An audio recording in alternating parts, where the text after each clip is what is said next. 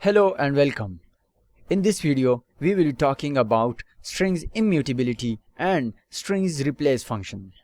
Strings are immutable. Once they are created, they can't be changed. Like if we want to change a specific character inside a string like A, which is on the 0 index. When we do it, it will give us a type error because strings are immutable. Once they are created, they can't be changed.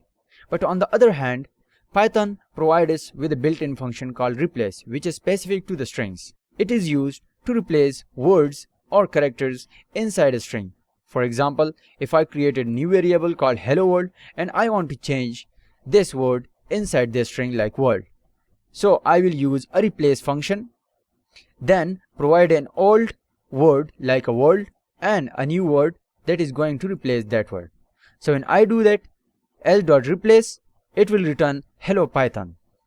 But again, when I print this old variable print.s, it will return this string instead of hello Python. Actually, the replace function returns a new variable instead of the old one. So for that, we need to assign a new variable called new_s and then put this function inside this.